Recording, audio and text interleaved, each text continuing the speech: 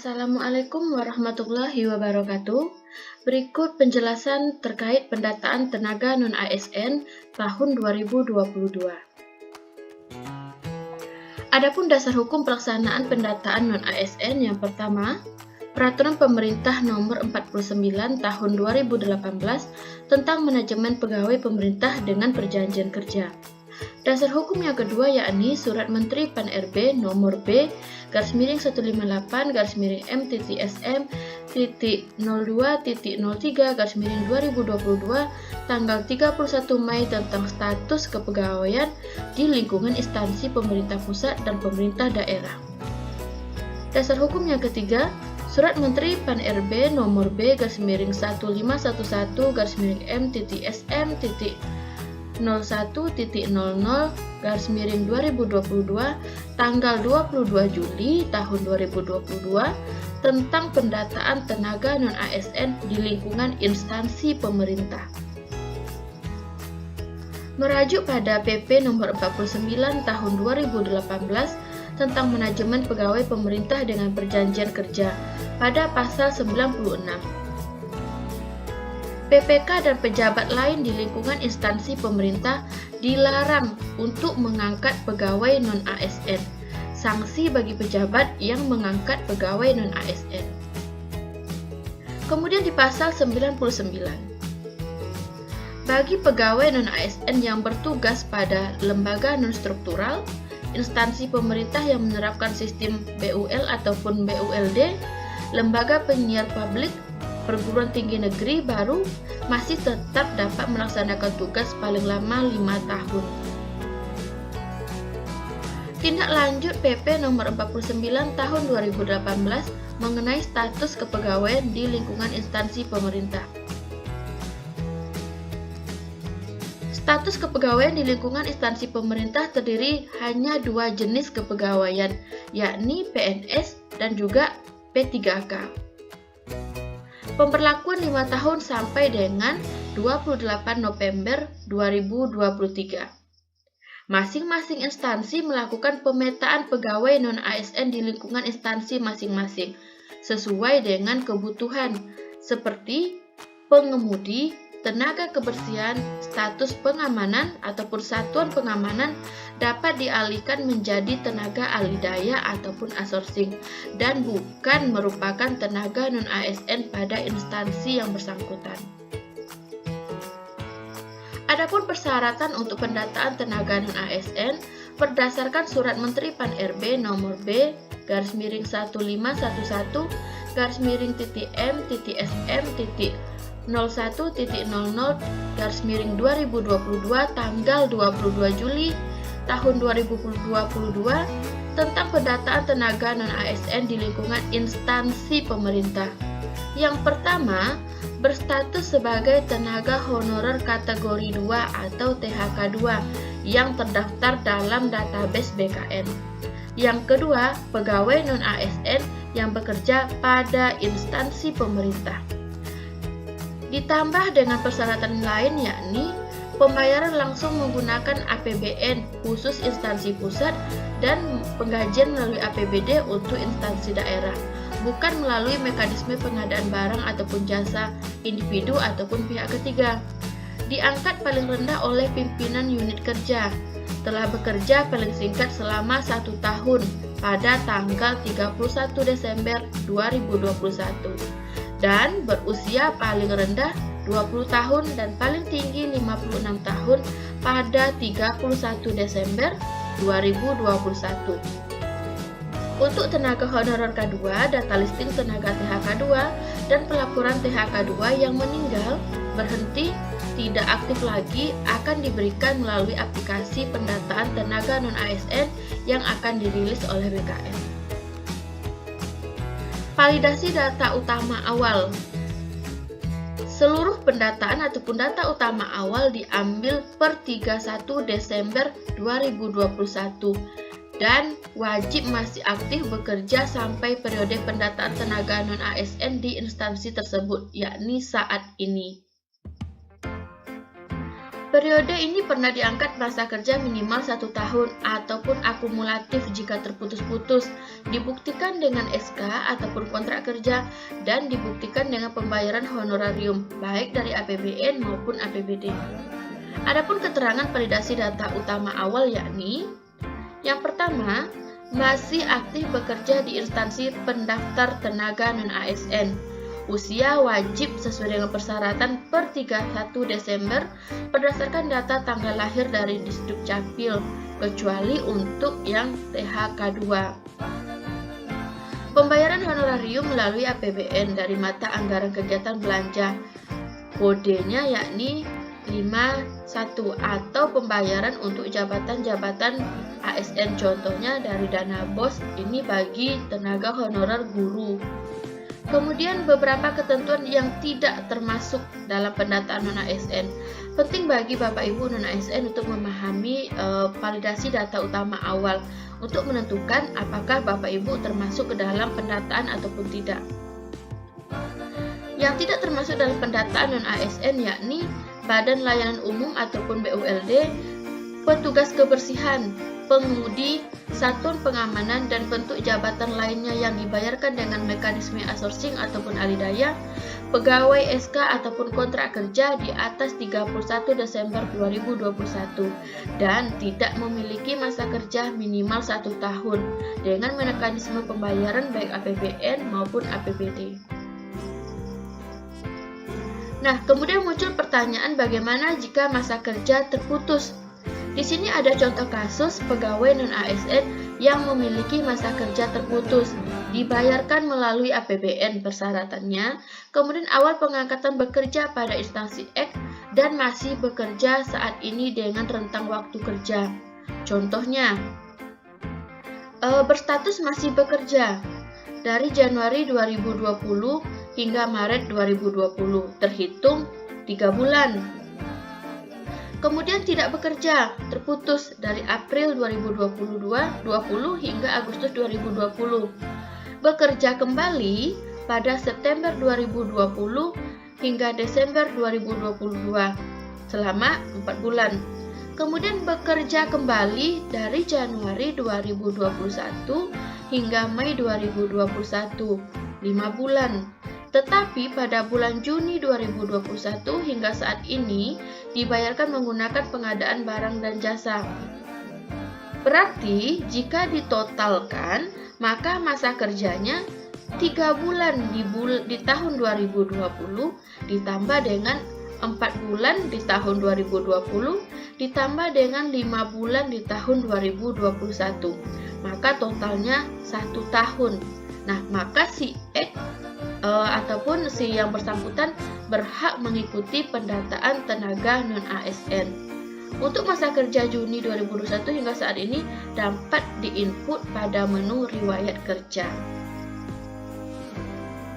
Adapun persiapan pendataan yang pertama, itu dilakukan oleh admin ataupun operator instansi yang sudah ditunjuk. Biasanya adalah kasubag umum masing-masing dinas ataupun OPD. Setiap instansi melakukan pendataan awal berdasarkan lampiran surat Menpan dan penyesuaian beberapa kolom kebutuhan pendataan. Instansi dapat mempersiapkan datanya dalam bentuk Excel yang nanti akan diimport ataupun diinput pada aplikasi pendataan tenaga non-ASN. Data utama tenaga non-ASN diinput oleh operator ataupun instansi. Kemudian persiapan pendataan melalui admin instansi, operator instansi, dan tenaga non-ASN. Pengisian riwayat tenaga non-ASN dapat dilengkapi oleh admin instansi dengan cara mengimport melalui Excel, boleh oleh operator dinas dengan melakukan inputan, ataupun sebaiknya data riwayat dilakukan ataupun diinput oleh tenaga non-ASN dengan melakukan penginputan melalui akun masing-masing. Adapun data riwayat yang diinput yakni NIK, nomor SK, tanggal awal bekerja berdasarkan SK, tanggal akhir bekerja berdasarkan SK, jabatan berdasarkan SK, pendidikan, unit kerja, jabatan penandatangan, kemudian jenis jabatan, pembayaran honorarium, file dokumen SK, file bukti pembayaran. Data ini merupakan riwayat kerja tenaga non-ASN dan dapat dilengkapi oleh tenaga non-ASN per tahun mereka bekerja. Adapun alur ataupun proses pendataan tenaga non-ASN, pertama dilakukan oleh instansi. Admin ataupun operator instansi mendaftarkan tenaga non-ASN yang masih bekerja sampai saat ini dan memenuhi persyaratan pendataan tenaga non-ASN berdasarkan peraturan. Instansi wajib melakukan checking ataupun pemeriksaan data yang diinput dan yang sudah dilengkapi oleh non-ASN-nya. Nah, untuk tenaga non-ASN, setelah didaftarkan oleh operator ataupun admin instansi, wajib mendaftar ataupun melakukan pembuatan pendataan akun pendataan non-ASN. Setelah dilakukan pembuatan akun pendataan non-ASN, lalu melakukan registrasi untuk dapat memonitor, mengkonfirmasi, dan melengkapi riwayat kerja tenaga non-ASN masing-masing. Tenaga non-ASN dapat mencetak hasil resume berupa bukti pendataan non-ASN. Proses melengkapi riwayat oleh tenaga non-ASN akan berhenti ataupun selesai ketika instansi menyatakan finalisasi. Sampai batas waktu yang telah ditentukan, instansi wajib melakukan finalisasi. Kemudian, instansi wajib mengunggah SPTJM atau Surat Pertanggungjawaban Mutlak sebagai hasil akhir pendataan tenaga non-ASN. Adapun link yang digunakan untuk pendataan non-ASN oleh admin instansi dapat melalui link registrasi admin, kemudian oleh operator ataupun di dinas dapat melalui admin pendataan non-ASN bkn.go.id.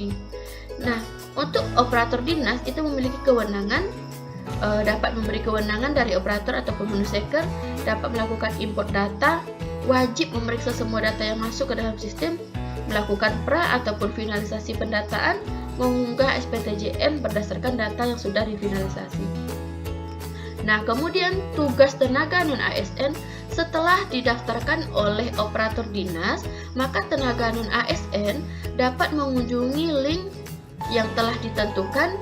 Kemudian tenaga non-ASN wajib melakukan registrasi akun dan pendaftaran pada pendataan tenaga non-ASN yang bertujuan untuk mengkonfirmasi keaktifan sebagai tenaga non-ASN, melengkapi menyesuaikan data yang diinput oleh operator karena operator hanya menginput data awal saja yakni data 2021, sisanya maka diinput oleh tenaga non-ASN yang bersangkutan. Melengkapi riwayat kerja sebelumnya.